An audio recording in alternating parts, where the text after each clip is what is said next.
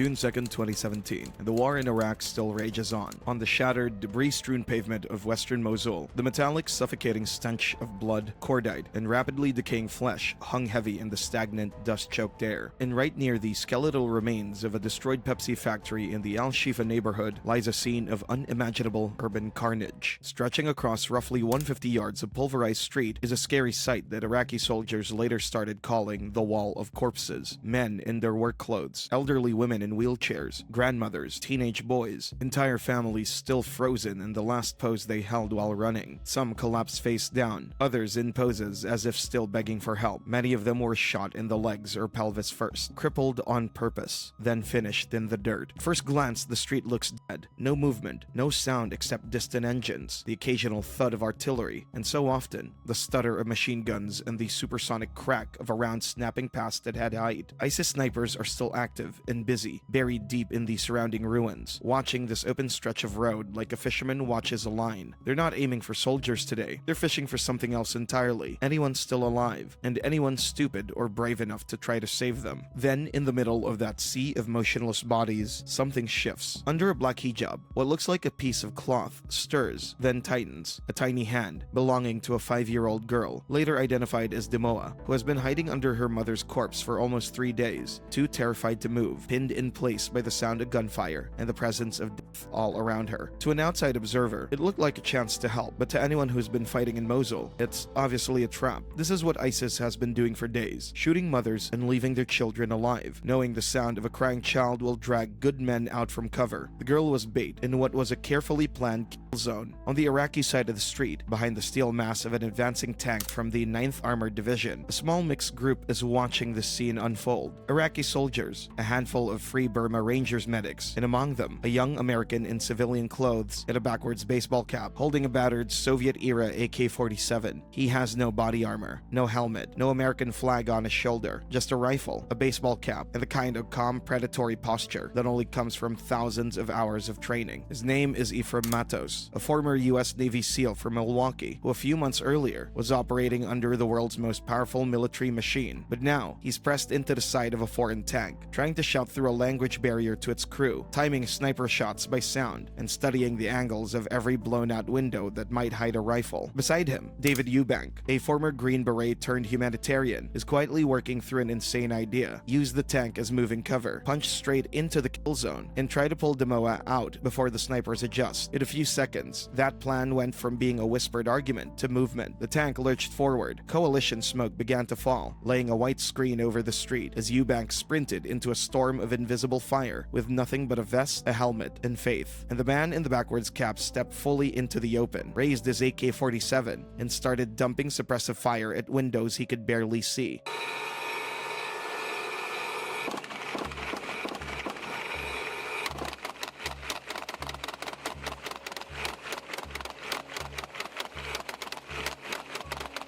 This was not a sanctioned military operation, and yes, Matos moved like someone with a military background, but at that moment, he was no longer officially in the military. He no longer had the bureaucratic safety net that comes with being part of an army. And to understand why he was taking orders from a faith-based NGO and about to risk his life for a child he has never met in a city that is not his own, we need to take a step back. Because the man in the backwards cap is not just some civilian trying to be a hero, he's a literal weapon, forged inside the most selective killing machine on Earth. Ephraim Matos graduated from high school in 2010 and went straight to the United States Navy, chasing the hardest thing he could find. That path led him to basic underwater demolition/SEAL training, the infamous grinder where the US military takes young men who think they're tough and finds out which ones are willing to freeze, drown, and bleed for the privilege of wearing a small gold trident on their chest. For months, all Ephraim Matos knew was sand, salt water, and suffering. He would carry out timed runs with legs he could barely stand on, swim in the ocean in freezing conditions, and log physical training until his shoulders felt like they were coming apart. All this while he had instructors who never raised their voices but could quietly end his career with a clipboard and a pen standing over him, watching. Students would disappear in the dark, quitting under the bell one by one, until the class that started as a formation had been whittled down into a handful of men who refused to give up. Matos made it. He earned his trident and was assigned to a West Coast SEAL team, graduating from an anonymous recruit to one of the elite, a precision instrument built to close with and kill the enemy in any environment. And for a while, everything was simple: train, deploy, and do violence on behalf of his country. But the war Matos walked into was far from simple. In 2014, Matos deployed to Afghanistan into a war that looked nothing like the posters on the recruiter's wall. America still had overwhelming power in theater, jets on call overhead, drones orbiting constantly, attack helicopters a radio transmission away. There were medevac birds on standby, armored vehicles, and layers of intelligence networks tracking insurgent movements in real time. On paper, special operators like Matos were the most protected warriors in history. However, with that protection came something else: rules of engagement. These were rules that had been lawyered and re-lawyered thousands of miles away in Washington, designed less around killing the Taliban and more around avoiding civilian casualties, diplomatic incidents, and bad headlines. Every shot they fired carried political consequences. Every airstrike required different layers of verification. Matos and his team could be under fire, see the muzzle flash, and know exactly who is shooting at them, but still not have the legal authority to do what they were trained to do. On the ground at the front lines, this felt like insanity, and Matos has described that frustration in interviews, saying, I remember during that time I had this growing sense of frustration, knowing that we were just a few hours away via helicopter to villages where people were being raped and murdered and massacred, and genocide was happening. And I was very frustrated that I wasn't able to go in there to help those people. He was like an apex predator kept on a short leash, watching evil operate just outside the ring of bureaucratic comfort. And then, on one patrol, the whole problem was shoved into the crosshairs in the form of two crying children. It started with a backpack Matos' unit found it on patrol. It was the kind of cheap civilian pack that they'd already seen used as a container for IEDs. The explosives dog sat on it, confirming what everyone suspected, so they blew the bag in place, avoiding any casualties. But with that came a new problem. The blast signaled the exact location of the SEALs to the Taliban, leading them to believe Americans had been killed or wounded. That would mean one thing: they would try to finish the job. And based on intelligence, the SEALs knew this, so Matos took up a position, rifle up, watching his sector. He had his finger on the trigger, pressure already applied, waiting for the first Taliban fighter to break cover so he could take the shot. He was doing exactly what he had been built to do, but instead of military-age males, two small heads appeared. They weren't bearded men with rifles. They were two little girls, one maybe 10, the other perhaps 5 or 6, weeping, running straight toward him from the south, each one wearing a backpack that looked exactly like the one his team had just destroyed. In that instant, Matos was faced with an impossible decision. Option A: hesitate and let the girls get any closer, and they set off their backpacks, him and his teammates. Option B: open fire and stop the girls right in their tracks without remorse. But Matos decided to do neither and chose option C. Did not have to take the shot. I screamed at the little girls. I got them to eventually turn around and run back to where they'd come from. Tactically, it was a win. No friendly casualties or dead children, but inside his head, something fundamental had broken loose. Matos realized he was fighting an enemy willing to strap bombs to terrified little girls and send them toward American lines, counting on US rules of engagement and humanity to either cause an atrocity or create a hesitation they could exploit. That thought left Matos with what psychologists call moral injury, the damage done when your deeply held beliefs about right and wrong are dragged through the mud of a war that doesn't care. And while he had walked away from that encounter without any physical injuries, his mind was broken, with a permanent imprint on his conscience. That thought, that picture, refused to leave him. But that experience of coming that close to having to hurt these children in order to protect my team really left a very strong imprint on my heart and in my head, and it really got me to think about the way civilians are treated and how they survive in the middle of these armed conflicts that we're all involved in. By early 2017, Matos was 24 years old and standing at a crossroads. On one side, he had the SEAL teams, brotherhood, identity, steady deployments, and a role inside the most powerful military apparatus in history. On the other side was the system he was serving that kept him from reaching the very people that he wanted to protect. And at the same time, the rise of ISIS was turning Iraq and Syria into open-air slaughterhouses, mass graves, Yazidi girls being sold as slaves, and families were executed in ditches. To Matos, this was the same kind of evil he had witnessed in Afghanistan: children weaponized, civilians crushed between armed groups. But now it's operating at a global scale, and once again he could see it on screens, hear it in briefings, and feel it stir something in him, but he couldn't simply point his team at it and go. So he made a decision that inside the military world many would consider treacherous or career-ending. In the spring of 2017, Matos left the Navy, walking away from the trident he had nearly destroyed himself to earn. He walked away from the the immense shield of American logistics, air power, and medical support that most operators cling to for as long as they can. Instead of rotating back to a safe stateside life, he found a flight to Iraq and bought a commercial ticket with his own money. It was definitely strange leaving the safety net and the umbrella that is the the U.S. military, and just being, hey, you can do whatever you want. It's the Wild West when you go over there. You can do whatever you want, but also no one's coming to get you. No one's going to come get you out. He had no deployment orders, no task from the Pentagon, no official mission, just a one-way trip into one of the most dangerous cities on Earth, because he had found a group that was doing the thing he'd wished the system would let him do: run directly toward civilians in the kill zone. That group was the Free Burma Rangers, founded by former U.S. Army Special Forces and Ranger officer David Eubank. The FBR had started in the jungles of Burma as a faith-driven frontline humanitarian outfit, but by 2017, Eubank had pushed this tiny underfunded organization into the very heart of the war against ISIS, embedding with Iraqi units in Mosul to pull wounded civilians out of streets that conventional NGOs wouldn't go near. For Matos, FBR was like a salve for his itch. I just wanted to help the people who were caught in the middle who no one else was going to help.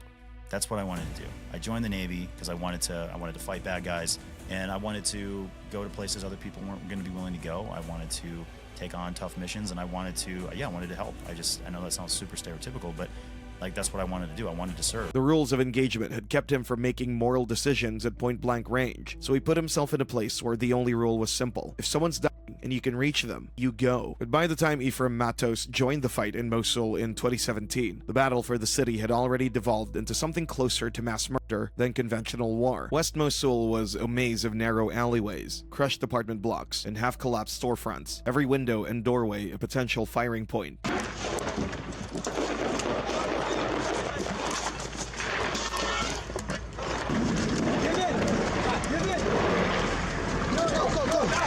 Iraqi security forces and their partners advanced block by block, measuring their progress by the number of homes taken and cleared. All right, we're here to try to rescue this little girl. We're in ISIS territory, surrounded by them.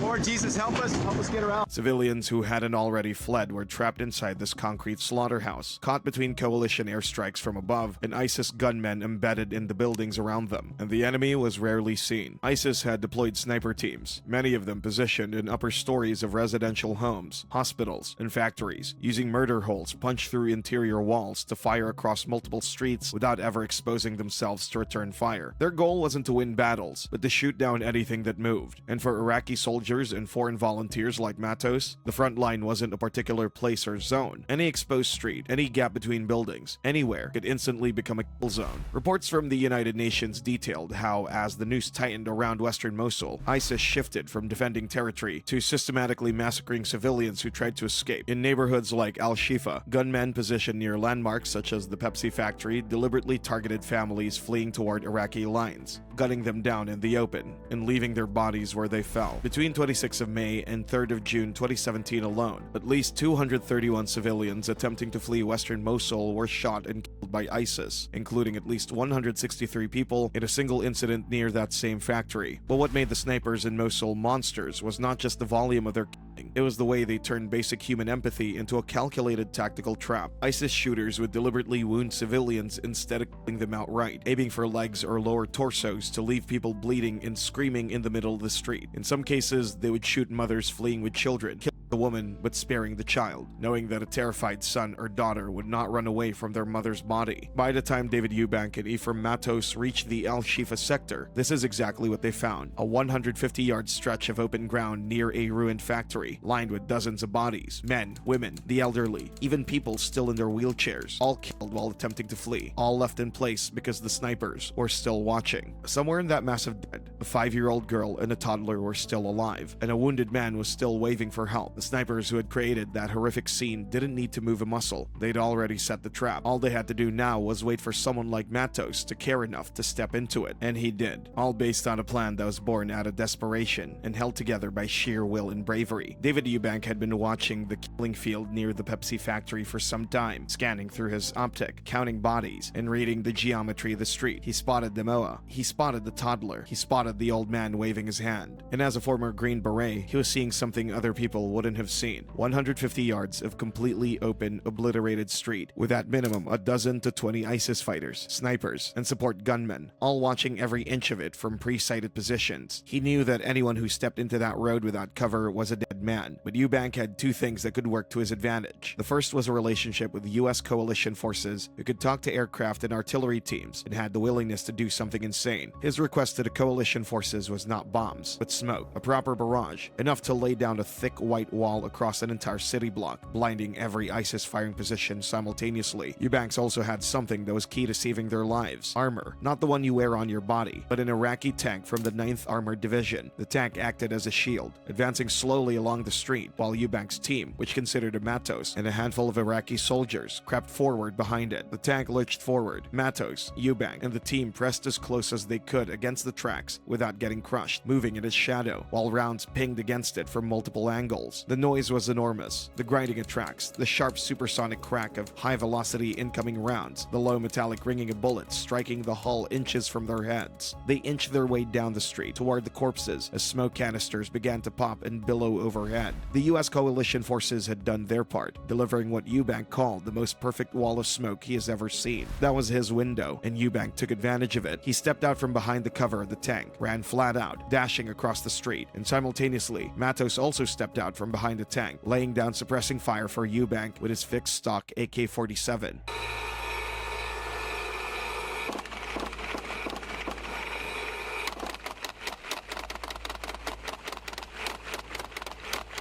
He was not aiming to be precise, but to force the heads of any snipers down, to disrupt their sight picture, make them flinch at exactly the moment they needed to be still to take a killing shot, and for roughly over 6 seconds, Ephraim Matos' suppressive fire was what kept Dave Eubank from being shot in the back.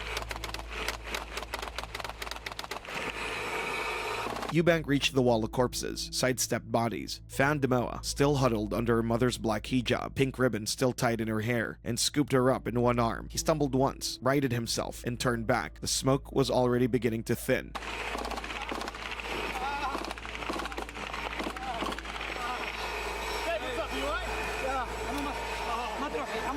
12 seconds total, from the moment he left cover to the moment he came back. Demoa was alive and safe behind the armor. The impossible had happened, but it wasn't over yet. With the smoke now gone, the ISIS snipers were back on the hunt again. And the team still needed to rescue the wounded man they saw, and also withdraw from the street as ISIS started to reacquire targets. For Matos, the worst was yet to come, and in later interviews, he spoke about how he felt before everything went wrong. Kind of expecting it in a weird way. I figured there was no way we were going to make it out of this mission without somebody getting hit. After rescuing Demoa, the team risked their lives again, with Matos stepping out from the cover of the tank to lay down suppressive fire so they could get the injured man. They did that successfully.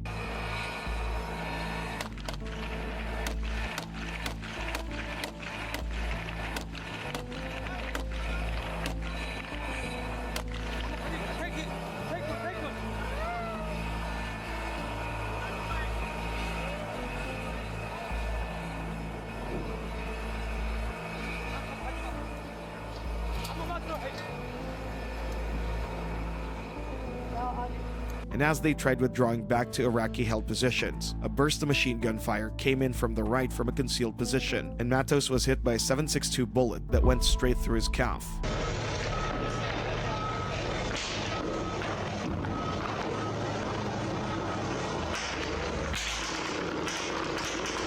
The kinetic impact of a high-velocity round like the 7.62 dropped Matos to the pulverized concrete hard, dangerously close to the moving tracks of the Iraqi tank, which at that moment was shifting position. And suddenly, the man who had survived Buds and a deployment to Afghanistan nearly died not from a bullet, but from being crushed by an armored vehicle on an empty street in Mosul.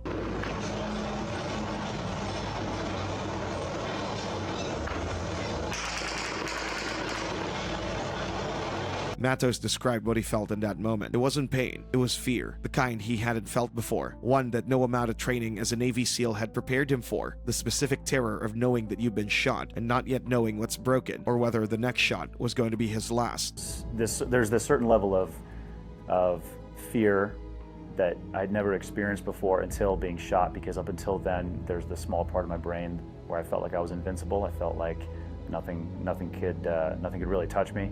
But then, after getting shot in that moment, still under fire, knowing it could happen again at any second, and there's thousands of rounds being fired in a very small area with mortars going off and rockets being fired, I knew there's a very high chance of getting hit again. But somehow, he got over that fear. Bleeding from the calf, operating on training and controlled adrenaline, Matos began moving through the street to solve the next problem. The tank crew and the Iraqi armor nearby were hesitating, unsure of how to position for extraction, and the language barrier was making it very hard to coordinate their movements.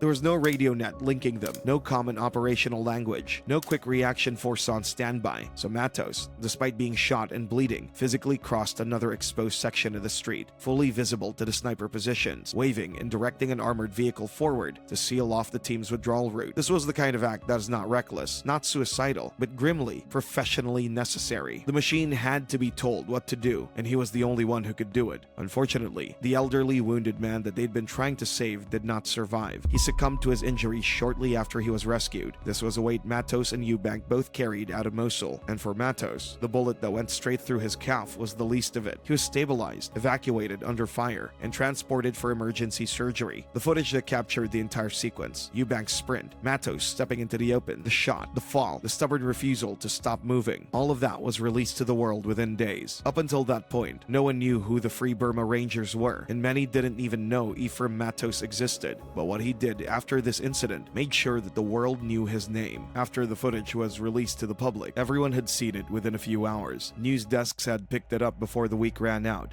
Newly released video shows an American aid worker racing into gunfire to save a little girl. But beneath the virality was a reality that the general populace was unaware of. For most people watching from their phones and laptops in 2017, the image of the war in Iraq was aerial drone footage, thermal outlines dissolving in strikes, sterile press briefings with maps and arrows. But this was something else entirely. This was war at street level, chaotic, unfiltered, and real. There were no narratives or political undertones, just humanity in action, a group of men trying to save a girl's life in a ruined city. What the video forced onto millions of screens was a truth the geopolitical machinery of the conflict had been quietly absorbing without transmitting. The war was being paid for overwhelmingly by children. Save the Children published research in July 2017 based on interviews with 65 children at a displacement camp south of Mosul. The findings were devastating. Every single child interviewed displayed signs of what psychologists classify as toxic stress, the most dangerous form of stress response, in which the nervous system becomes locked in a permanent state of fight or flight, unable to return to baseline. 90% had lost loved ones. The majority suffered from vivid waking nightmares. In the immediate aftermath of the rescue, Demoa's family was presumed dead. The Iraqi general who had coordinated the operation with Eubank considered adopting her personally. The FBR team fed her, wrapped her, and held her. Dave Eubank's wife, Karen, held the sleeping girl on the ride back from the front line, the child clinging even in unconsciousness to the first safe thing she'd found in 3 days. Then her grandmother saw the picture on social media. Months later, in the fall of 2017, Eubank and members of the FBR traveled to Erbil for a reunion that neither side had been certain would ever happen. Demoa was there with her aunt, shy, clinging close, still carrying the weight of what she had witnessed. Her grandmother, with tears in her eyes, told Eubank,